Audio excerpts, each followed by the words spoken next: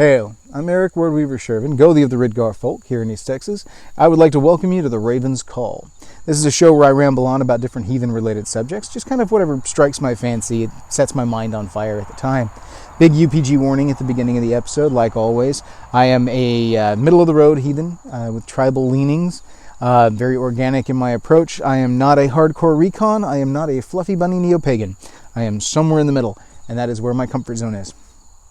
So take that as you will. Take everything that you hear on the channel as just conversation starters, topics of conversation, a few things to get you thinking, maybe send you down a rabbit hole with your own thoughts and your own development. My goal is that people will build their own hearth cult and build their own individual understandings and belief structures over time. I am not looking to try and create any clones on here. I'm not interested in that, which is why I don't share everything about my own belief structure. And then, I don't pretend to be some kind of Asa Pope or anything like that. I am not an end-all be-all authority on anything with regards to heathenry. I am just one Gothi here in East Texas doing it my way. And people seem to like to watch the channel, so we keep doing stuff. I enjoy this. I really do. It's a lot of fun. So, all right. All my contact information is down below. You guys know the drill on that one. Mailing address, email, Facebook group, link to my book. Yes, I do have a book out there. I'm surprised how many people don't know about the book, even though I talk about the book every week on the channel. So, I don't know. It's the Saga of Bjorn Thorolfson, and you'll find it on Amazon and the Kindle shop. It's an ebook and paperback copy both. So check it out. Let me know what you guys think of it. So to those of you that have and have given me the feedback, thank you so much. It means the world to me. It helps to inform where I go in the future and whether or not I even decide to do a second book, because that was a lot of work. And it's gotten nothing but good reviews so far, except for the one guy that gave me like a 2-star review on Amazon. I still haven't figured that out yet, but that's okay. It's not for everybody. I get weird thumbs downs on stuff too. Like last week's video on the whole, ladies and gents thing. I had like 3 thumbs downs on that. I'm not entirely certain why. But that's okay. It's not for everybody. So, I expect it to a certain extent. So, anyway, without any further ado, on to today's subject. Now, today I want to talk about something that is, it's something that we've talked about quite a bit on the channel before. So, it's just kind of I don't want to say it's a complete revisit and a rehash of an old subject, but it's something that I'm still getting comments and messages from people on that I don't think they really understand. There's a worldview approach to predetermination, that, people misunderstand the idea of fate and predetermination with regards to heathenry. And, we're 150 some odd episodes in. I figure we can afford a revisit on this. I'm not sure that I've done a dedicated video on this, but I know when I was talking with the Norns and when I've been talking about some other things before, that we've talked about this. But let's talk just a little bit on the subject of predetermination. Specifically in that predetermination is not a thing in heathenry. And people get confused by that. It's both a thing and not a thing. See, what we mean by predetermination is that the course of someone's life, or the course of time, is already set. That something has already been put into writing, that it will occur. This is going to happen this way in this time frame, and there's nothing that you can do to change it. Now, this is very reminiscent of the Greek approach to fate, where the fates everybody's got a preset life, and the fates can tell you what your future holds, what this is, what that is, and there is a sense that there is a predetermined course for your life and your action, that it's already written and that it's already there, and it's you just don't know it, but the oracles can see it. They can see your path. Take for instance the very unfortunate and tragic Oedipus, and his story is, it's a self-fulfilling prophecy, but still, it is a predetermined path, and in the end, he follows the exact predetermined path. Now, of course, this is, a work of fiction from a Greek source, but again, it is a Greek source. and therefore it does show their mentality on predetermination and how that works. And so it's theater. So it's meant to be kind of a symbolic representation of certain things, but it is informed heavily by their belief structure. And there's enough continuity throughout what we have on the Greek belief structure that you get a good sense that they ascribe to a certain amount of predetermination, that it was possible for the fates to be able to tell what was going to happen in the course of a person's life, and that fate was unavoidable. It was set by the gods. It was set by some outside force, and that was just simply the course of your life, and you had no control over it. Heathenry doesn't work the same way. Yes, we have the Norns, and we have talked at length about the Norns before. The Norns, the role of the Norns is different than the role of the Fates. People conflate the two. The Norns are not the Fates. The Fates in Greek mythology set the course of someone's life. They set the weave in the tapestry. They predetermine the course of someone's life and actions. That's not the Norns. The Norns are said to set the length of a person's life. They set your thread as far as the length of your thread as it's spun.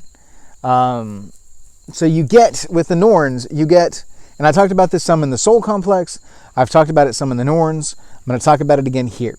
With the Norns don't even necessarily set the utmost length of time that you have in the tank. And it's like gasoline. You got so much gasoline in the tank, but it's like you can't add more to it, all right? You've got a certain amount of gas in the tank, and if you drive right, and you drive, responsibly and with, some fuel economy in mind, you can reach a maximum length. But there's other things you can do too, where you burn some extra gas. You can burn a little rubber, you can rev a little bit here and there, you can run those RPMs high, and you can run rich, and you can burn that stuff up faster than what is necessarily the utmost length. You may be able to go 100 or 320 miles on this particular tank of gas, but you got a lead foot, so you only get like 280 out of it. Or you drag race and you only get like 150 out of it. And I'm making these numbers up. Don't do the math, okay? I'm just pulling it out of the air. But you get the idea that there are certain actions that are not exactly fuel economic, that burn up the fuel faster. And there's that's the way it is with life force. The Norns will set the skein of your life. They set the length of the thread that you have to weave into the tapestry, the amount of water that you've got to pour into the well, kind of thing. And it is up to you how you utilize it. Even the Havamal itself expressly indicates that, cattle die and kinsmen die. You yourself soon shall die. The only thing that doesn't die is the fame of a well-spoken man, depending on the translation, paraphrase, all of that. And it's not exact because, I don't have it exactly memorized. But the gist here is that everything dies. That is the only thing that is predetermined. So when I say that heathenry does embrace predetermination and doesn't at the same time, it is specifically that the only thing that is predetermined is death. The old saying, the only things that are certain are death and taxes. In heathenry, the only thing certain is death. Because taxes can be avoided by overthrowing the king. Taxes are not necessarily a certainty. There are things you can do. You can completely change the government. You can do whatever. There are ways to deal with taxes. There's no way to avoid death. Death is a certainty. It is a reality. And even with all of our advances in technology, our advances in medicine, we're able to extend the human life towards the utmost capability of that thread. But still, at some point in time, the human body just breaks down. The forces of entropy, eventually the thread is just so thin that it just runs out. That's all there is to it. So, you can't add extra to it. It is what it is. And we don't we never know what the full length of our life is, you know. The full skein of your life could run anywhere from, you know, mere days after coming out of the womb to 112. Yeah, I don't know. Nobody knows. You can't. So we don't know how to exactly get the full length out of it. And then there's the argument of whether or not length is commensurate with worth. You know, you can do all these things to extend the life to this extended period, but is it really worth it? Is the quality of life there that makes it worth getting that extra 30 years out of things, that extra 40 years out of things, if you're not enjoying it? So the value and worth of the life is just as important as the length, if not more important. I feel like it's more important, but still, whatever. The gist here is that predetermination only encompasses death. You know, the only thing that is certain is the doom over each one's head.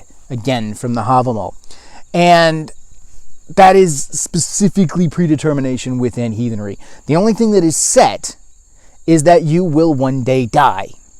It is not set when you will die. It is not set how you will die. Because we have free will. We have the ability to change and affect our futures.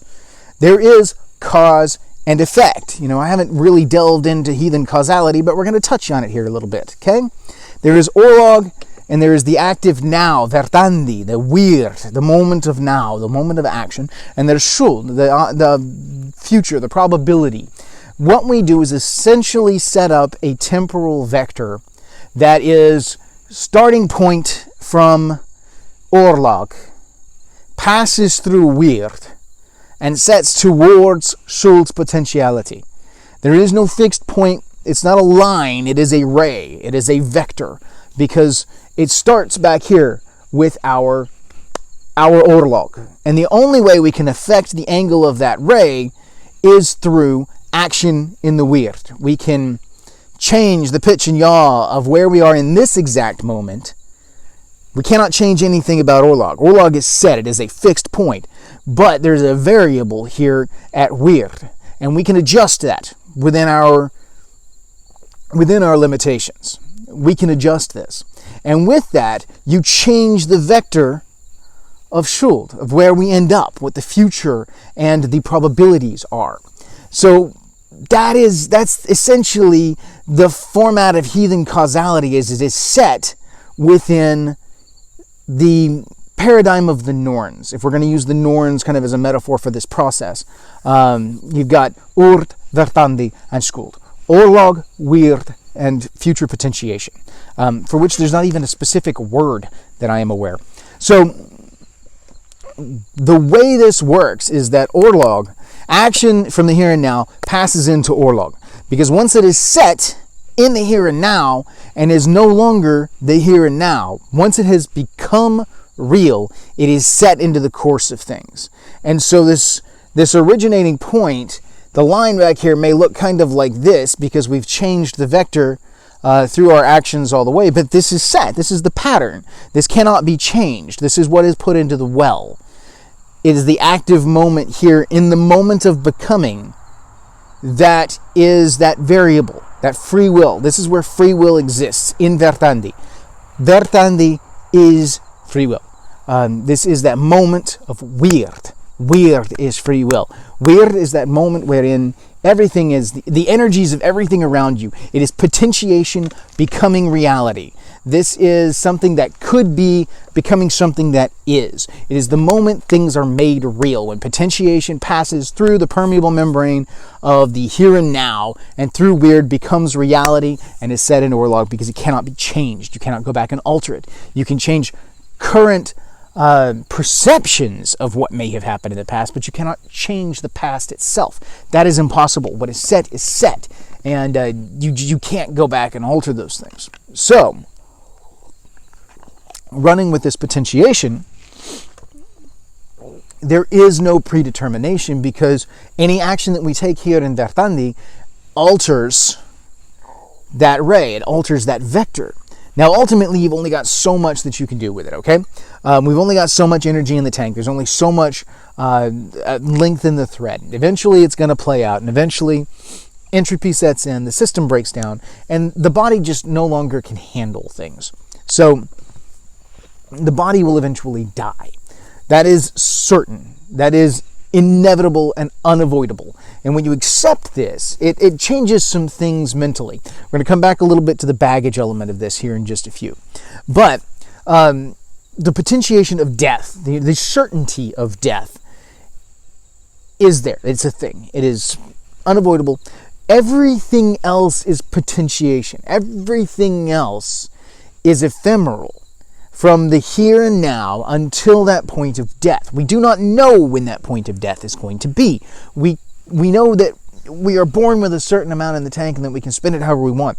But just like I said, if you've got a gas tank that's full and it's set, you can't add anything to it. You can burn it faster. You can do all sorts of things. You can get sick. You can spring a leak, and then all of a sudden, you've got less in the tank than you had before.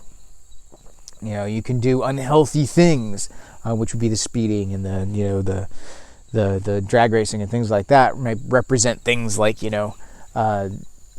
unhealthy habits that may lead to shortening of the lifespan. Things like that. But you could also have a car wreck tomorrow, a literal car wreck, not a metaphorical one in this one, a literal car wreck. That it doesn't matter if you had enough energy in the tank to last another 50 years, you're an unforeseen potentiation. Something that could have been avoided? Yes, because maybe you had made a different choice in the here and now, in the weird, in the Vartandi, that would have led to a different potentiation. In the Vartandi, the here and now, you could have decided not to go into town that day. You could have decided, that's it, I quit my job, I'm not going to work today, I'm done. You could have woken up and been like, I'm going to call in sick, I don't feel like going to work today. You have no way of knowing, so of course you wouldn't have done that most likely. But it's possible because there is free will and we have the ability to change these actions. There are probably things that you could have done all the way up to a certain point in where physics just was involved that probably could have been avoided. But because it's not predetermined, we don't have a way to know ahead of time that that's going to happen. That's why when we talk about things like divination and we talk about foreseeing things, we talk about foreseeing potentialities. We talk about if you continue on this vector with the actions and intentions that you have in the here and now, in the Vertandi, in the moment of weird, this is what most likely will occur. And that's what we get through divination. That's what we get through reading the runes, through the tarot, through reading oracles and things like this. Reading signs, oracles, read signs. You know what I mean. What we are seeing is where that vector leads in potentiation, where it is headed, where it is going, and what is most likely going to occur if we continue to follow this thread through this particular vector. Okay? So, predetermination covers the fact that eventually the lifespan runs out and the person dies. The fact that there is no predetermined pattern means that how we die is up to us. You could choose to live a life wherein you die the straw death.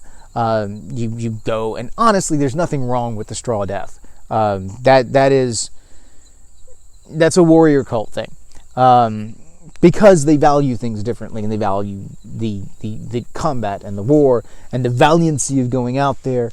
It's a whole different kind of. There's a difference in worldview between the non-warrior cult and the warrior cult within heathenry in and of itself, and that's a thing that I've talked about a little bit before. But people need to keep in mind a lot of modern pop culture understanding of heathenry comes from an over focus on the warrior cult, and the warrior cult does have a different set of values and a different set of priorities than what you would consider your civilian heathenry. It's very different. It's because it's the warrior cult. It is separated as a side, but because war makes stories and war makes legends, that's where we get a lot of the surviving lore. That's where we get a lot of the focus. You don't breed heroes in peacetime. but you spend a lot more time at peace than you do at war, figuratively speaking. Anyway, so the gist here that I'm getting at is that there's a difference in point of view between the whole straw death thing from a civilian and from a warrior cult kind of thing. So you could choose to live your life in such a way that you die at home of old age, or of, you could eventually die of sickness or whatever, or you could choose to go out in a blaze of glory. You can gamble that life energy, and you can lose it. You can step into combat with someone, and you can tow off against them. And in that moment, you are gambling. You are both gambling your life force. When you are battling to the death, you are both gambling your life force. And in the end, one loses that.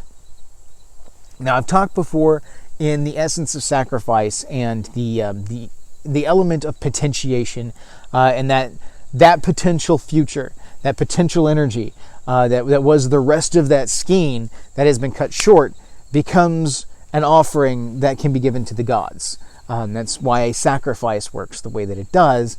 You cut some of that potentiation short, and then that life energy that is remaining, plus the energies that have been put into it up to that point, are dedicated to the gods. That's why when warriors would dedicate entire battlefields to the gods, this is a powerful thing, because every enemy slain is that much potentiation that is given to the gods. That's that much raw energy that is returned to the divine.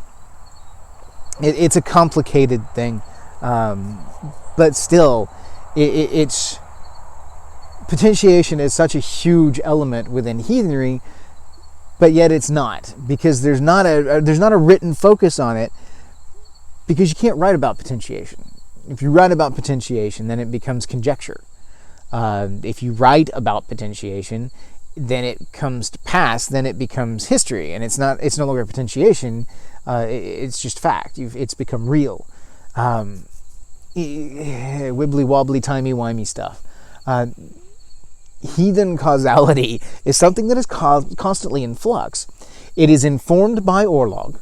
It passes through weird, which is the here and now, the moment of action, temporal uncertainty, temporal actuation of potentiation, something from the ephemeral of Schultz's domain, of the potential future, is passing through this exact moment, through the veil of reality, and becoming real. And once it has become real, it passes into Orlog.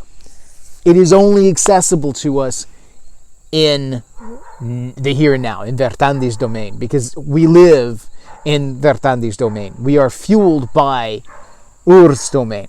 We are built upon Ur's domain. The Ur's domain is are the layers in the well upon which we stand.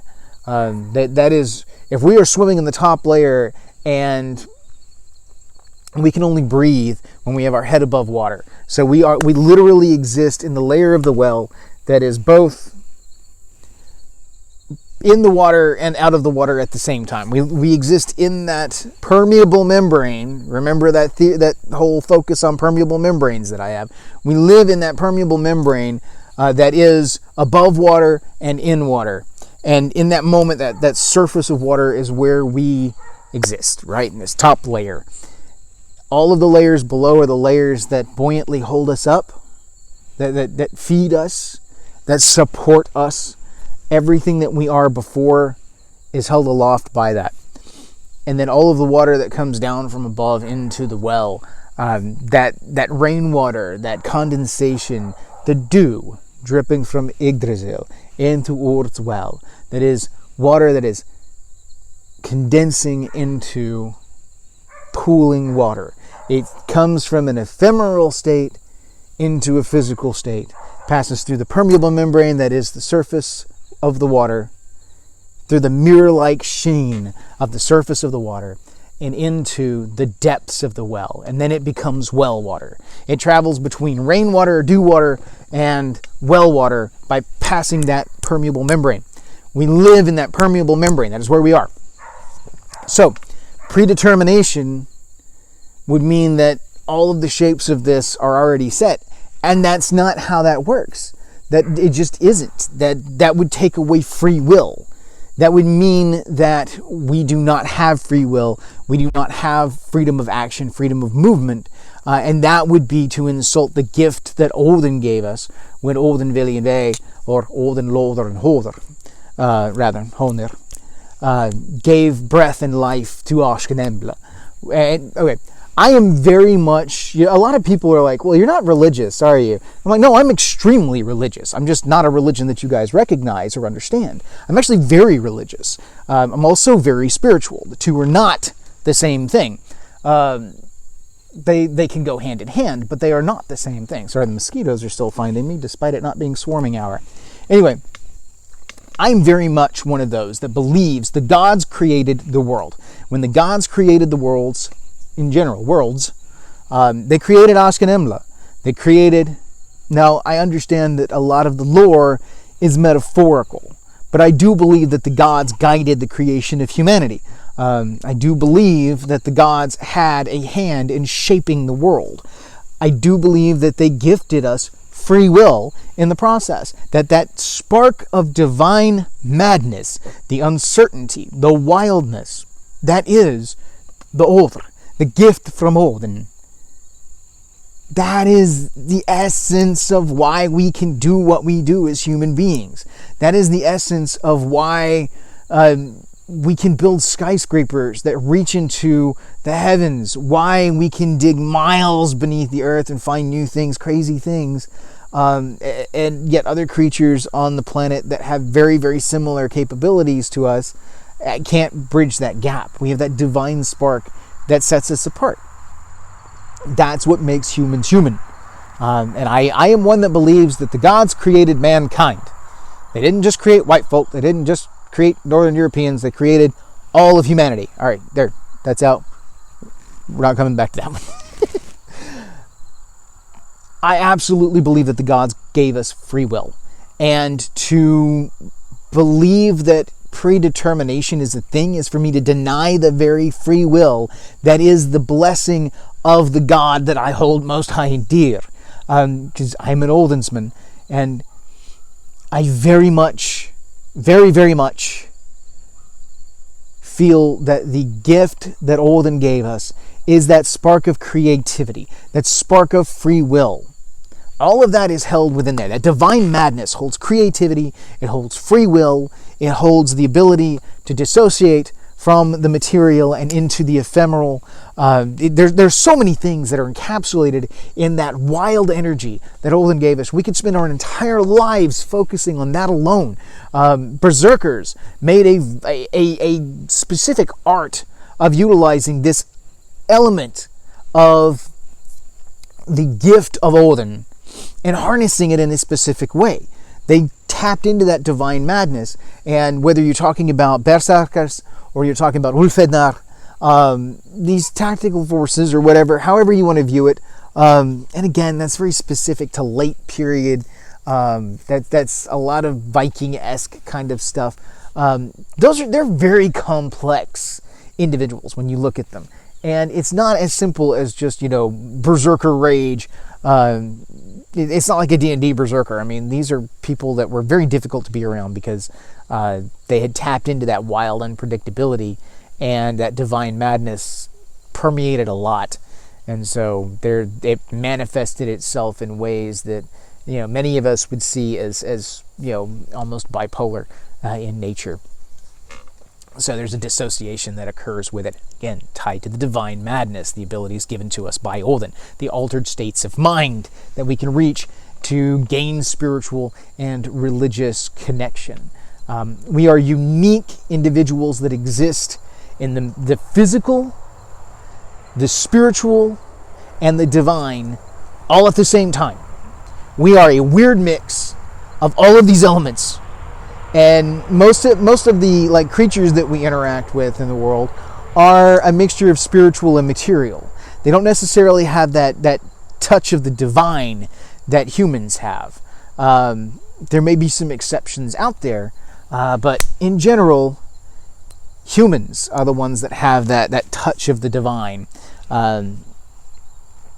People will debate. I mean, it's a matter of semantics to a certain extent, understanding what I mean by those things.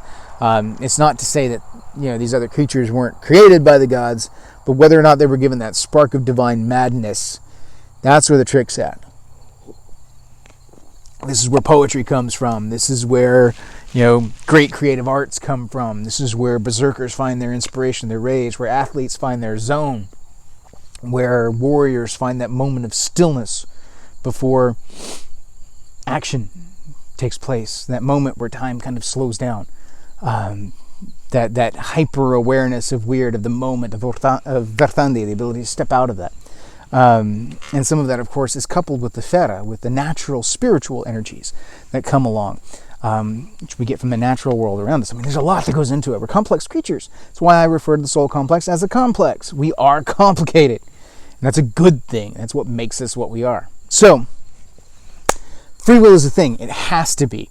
And this potentiation, that is all of the possible futures based on our actions and decisions in the Weird, in Verthandi, in the now, in the moment where the ephemeral is becoming real. Because if you look at the realms of Urth, Verthandi, and Skuld, or Skuld, you have that which is becoming, and that which could be.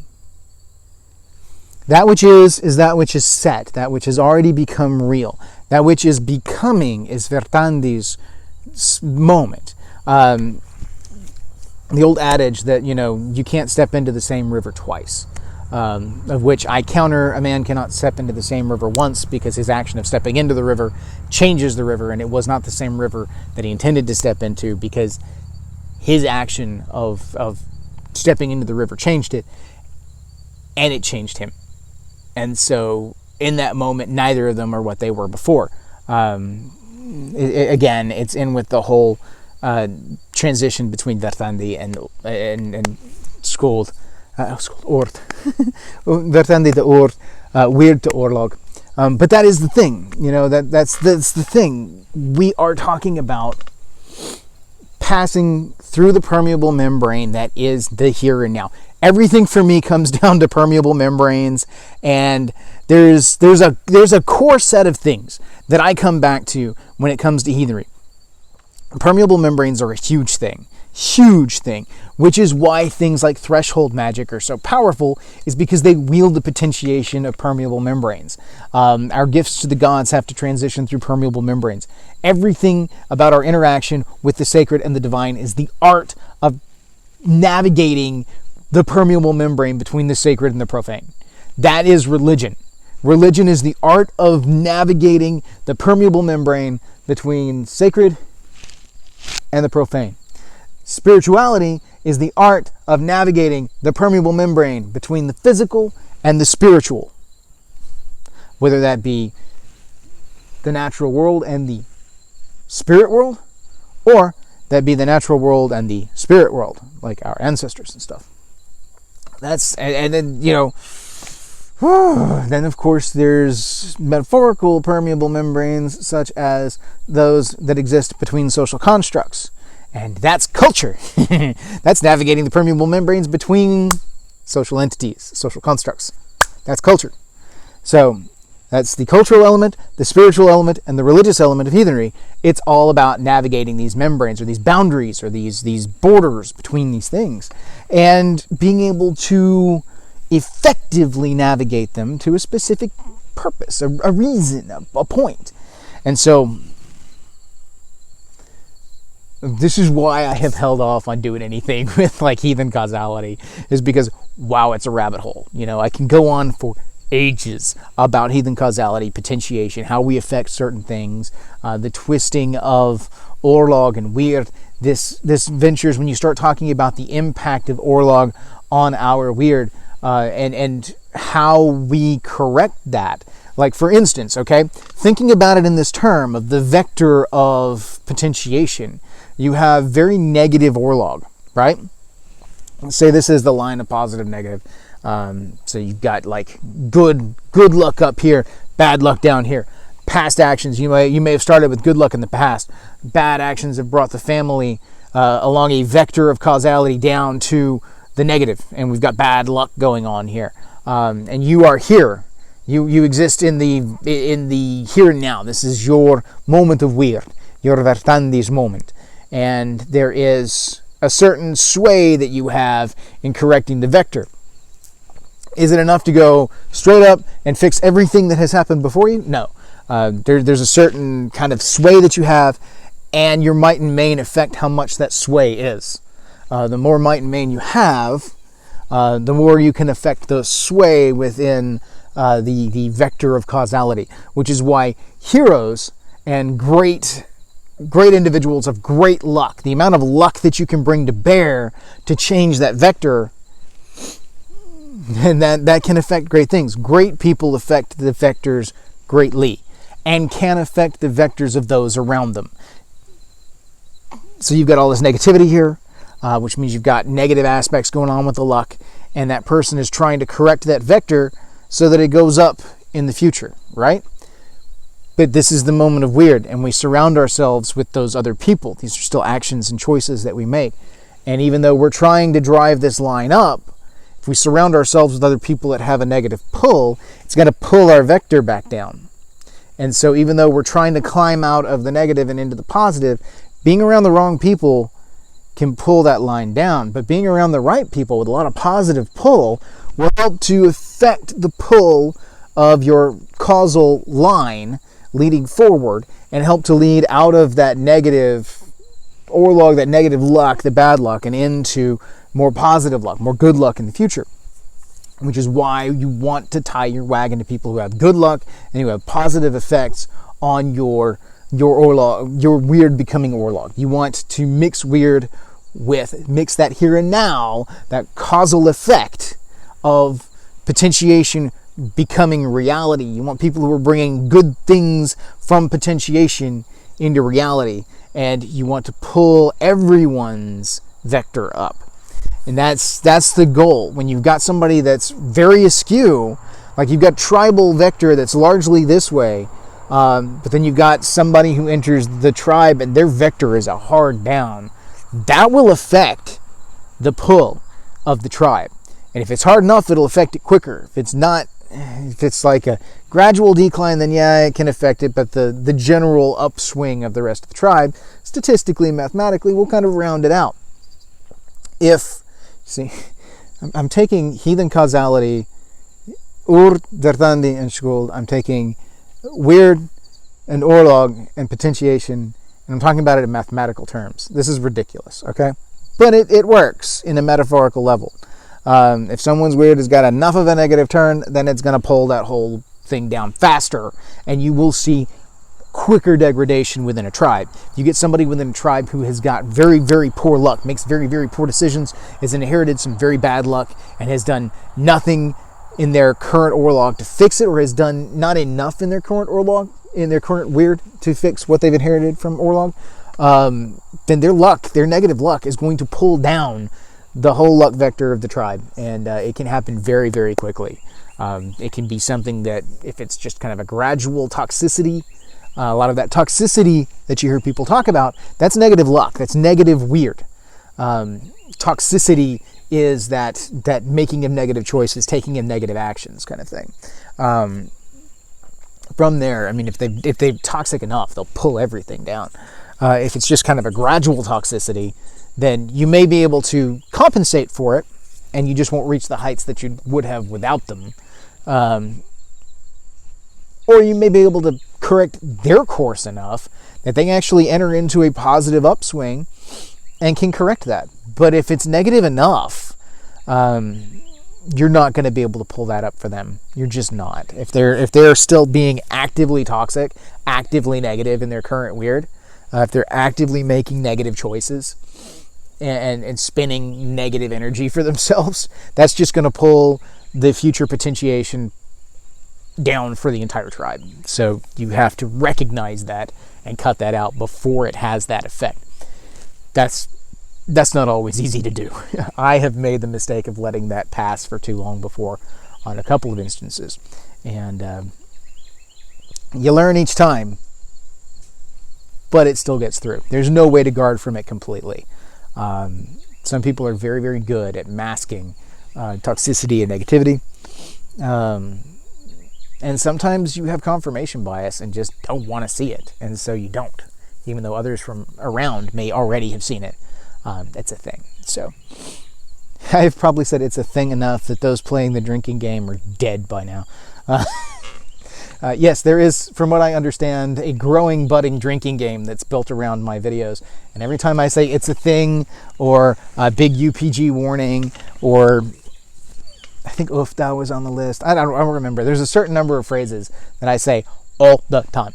And, that 3, 2, 1 list jam in the trailer, in the post and all that stuff. That's a thing. I did it again. Anyway, so I'm going to wrap it up here, guys. This is a tangent that I could go on for a long time with. Do I believe in predestination?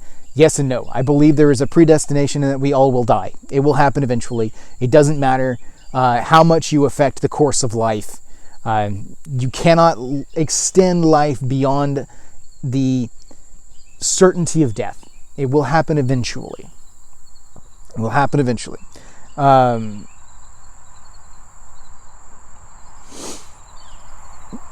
And by death, I mean, see, we're getting into a point where there's the whole sci-fi potentiation of the soul leaving the body. Well, the soul and the body are one of the same. You are what you are because of that, and because it is a mixture of all of the different soul complex elements together. The leaving of the soul from the body into like a virtual space or something like that, a transition into virtual reality or whatnot, that would be like an aspect of the soul going on, but not the entirety of the soul. It would be an afterlife of sorts. You would still die, but then something would survive on, like the Hammer kind of aspect, going into a virtual space. But even then, that's sci-fi. Fun to think about, interesting, but nonetheless irrelevant to the conversation. You will die at some point in time, and that is a given. And the soul will break up into its respective pieces. They will transition to whatever the future is for them, but it's not set. It's not. If it were set as to what's going to even happen to our soul pieces after we pass on, no, that can't be set, because otherwise that means our actions here and now have no consequences, and therefore free will is again negated.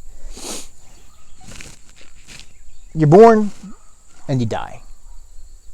Birth isn't even necessarily set in stone, because that's again your birth is the culmination of choices made by ancestors into a single moment, that wherein your potentiation passes from Skuld's domain through the moment of weird now into reality, which is that which is. And so it becomes a fixed point, but until you're here, it's not a fixed point. Once you're here, you will die. once the fixed point once birth becomes a fixed point, death is a certainty. That is the only thing within heathen worldview that is predetermination. Baggage, of course, from other individuals. So I said I was going to come back to this, and then I kind of glanced over it. Baggage comes from more of a westernized view of fate and the predetermined potentiation, because a lot of high fantasy stuff centers around prophecies and whatnot that are unavoidable. They're great story hooks, is the thing. There is the struggle against fate. That is a great story hook. And so you can write prophecy, the heroes can struggle against it and either ultimately overcome it because of the power of free will, yay, or ultimately fall victim to the prophecy. And even though they resist the prophecy for good or ill, they are still, fate wins out. You become the reluctant hero is still the hero in the end. But all of that is predetermined by the writer. So that's its own world, its own thing. that is not the same kind of thing. But that literary presence, that idea, the idea of a Judeo-Christian world wherein it is thought that everything is predetermined in the plan of an omniscient and omnipotent deity, that's some baggage that people have a hard time letting go of in a lot of ways, because it is an ingrained worldview. And as a result of that, it's very difficult for them to process that is predetermination. The fact that there is a divine plan is a predetermined plan. The gods don't have a plan for us. The gods created us, gave us the gift of free will, and set us on our way to see what we would do. And that's why worth is a thing, because worth is what you choose to do with the potentiation afforded to you. What do you bring into reality? That shows your worth. And that's what we do with the gods. We prove our worth to the gods by bringing potentiation into reality that builds our relationship with them, that builds their power. And that is why they favor those that give offering and those that do, because we're the ones that came back. They set us free into the world, and we're the ones that came back. That's the magic of heathenry. That's what religion is. And that's what the gods have done. They created the world, they set us all free in it, and we're the ones that came back. We're the ones that keep coming back. And there are those that come back and be like, we get it, we understand. Let's give to the gods. And there are those that come back and realize that the gods were there, but then twist the message to their own perverted, sick ways and wield it for power. So they're bringing potentiations into reality that are negative and having a negative impact, and the gods do not smile on that. That is why the gods will favor those of us that step out and do good things and bring good worth to the name of the gods, and they will shun those that bring ill to the gods. I think history will prove this if you examine that a great war was fought around a number of individuals that did twist the representation of the gods. They brought bad things to the gods' names, and some of those gods are very tied to battle, and battle did not go well for those individuals. So that should tell you something. Just calling the gods' names does not mean they're going to bless you. You have to bring good things from potentiation into actuality, into reality, that bring honor to the gods and their names. They will shun you otherwise, which they did when a number of individuals tried to do things that the gods did not smile upon. People would do well to remember that in the modern day. I think they forget. Anyway, I'm rambling on for too long, so I'm going to let this go. Guys, thank you so much for watching. I will come back to this stuff. When I sat down to do this, honestly, I did not think that I was going to toe off into my whole potentiation reality thing, but I've been talking about doing it for so long that it was just time. It was just time to go ahead and start talking about, I keep hinting at I'm going to do my heathen causality thing. And so here you have it, heathen causality and how that works, and the rabbit hole that is born from that once you start thinking about the causal relationship of potentiation through actuation into reality. The thought of, giving something a name made it real. That's bringing something into reality. It's a whole thing. Bringing something from the ephemeral into the physical and into a fixed state, creating a fixed point in weird. That is why things like Sumble, where we mix weird and create these fixed points in weird, are so important, because that creates an anchor point in Orlog that informs the causal now of Vertandi and affects what potentiation swing we have into Shul in the future. And then the heroes and the breaking of the... Because, where we may have a swing of this, a hero may have a swing like this, Do you become a hero? Do you become a villain? It's like, it's too much for the camera. But those are like heroes. Those are kings and queens and tyrants and Debbie. It's a thing. And the storyteller in me just goes boom. So anyway, special on causation. We're done. Hail to you all. Thank you.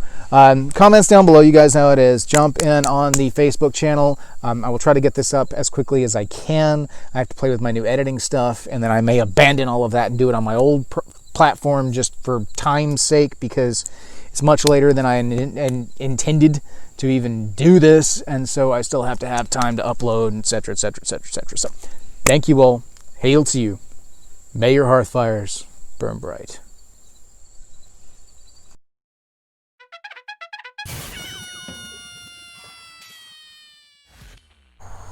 You know, it's so strange that the zoom for the picture and the zoom for the video camera are so different.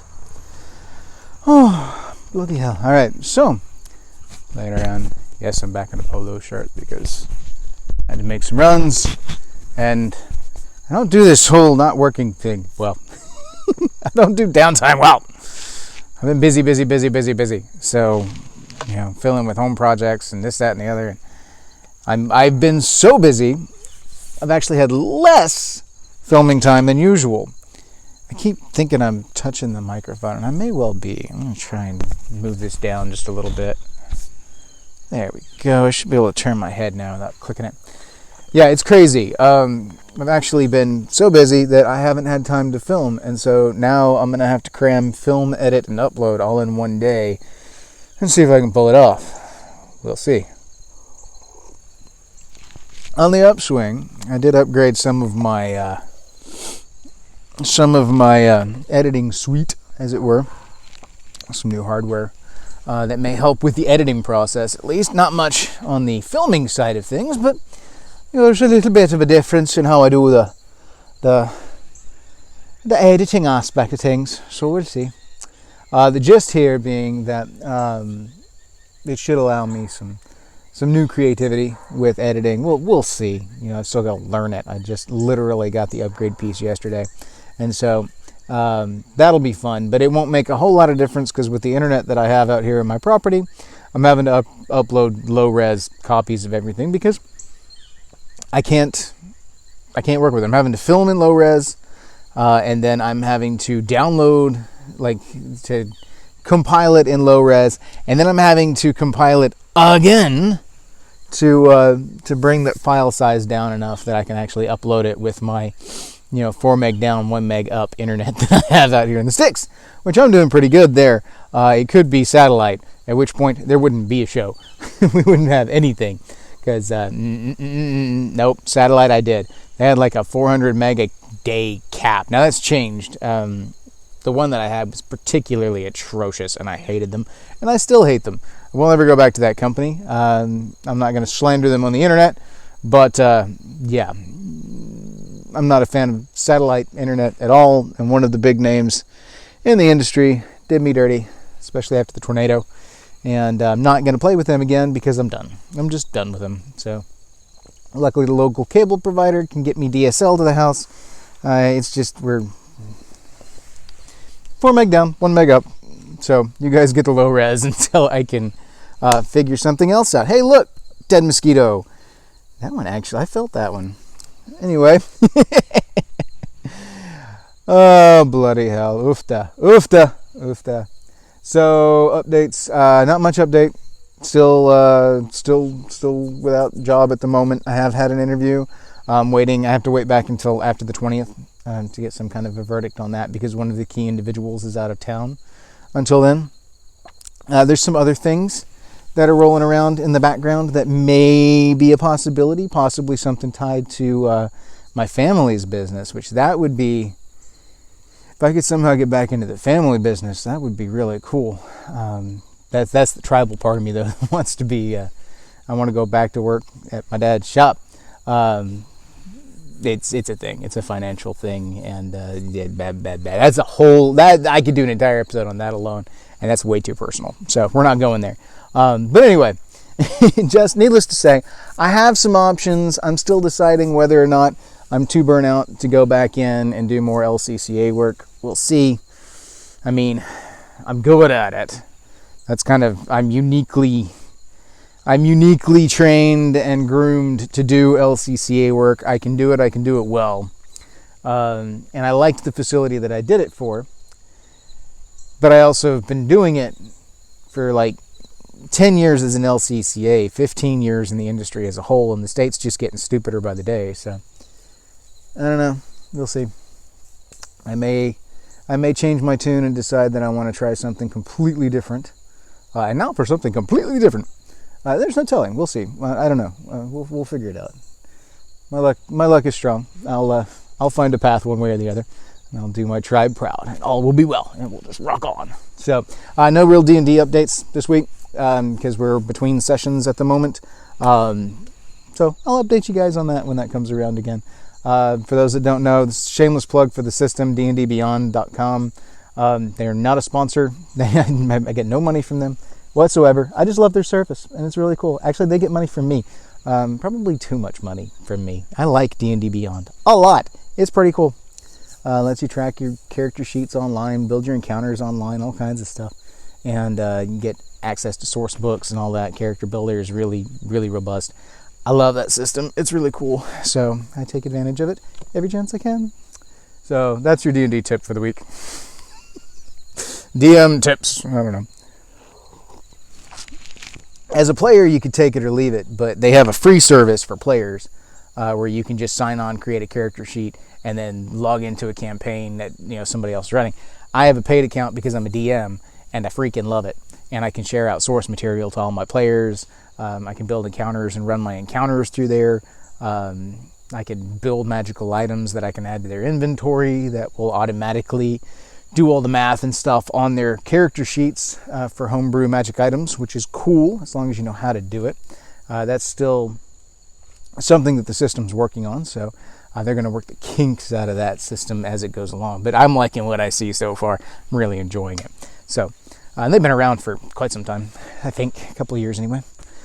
Really dig them, really dig them. Anyway, and they're in tight with D&D, so with Wizards of the Coast, so they're constantly releasing the new stuff when it comes out. They get advanced copies and stuff, and then integrate it into their system. So when it goes live with Wizards of the Coast, it pretty much goes live on the D&D Beyond.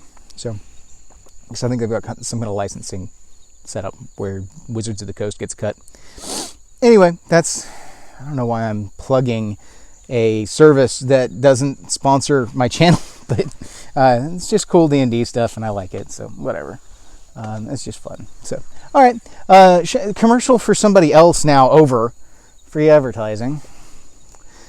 Let's rock on to the episode at hand, because I've got like 7 minutes, and I may end up cutting some of that. So, all right, we're live in 3, 2, 1.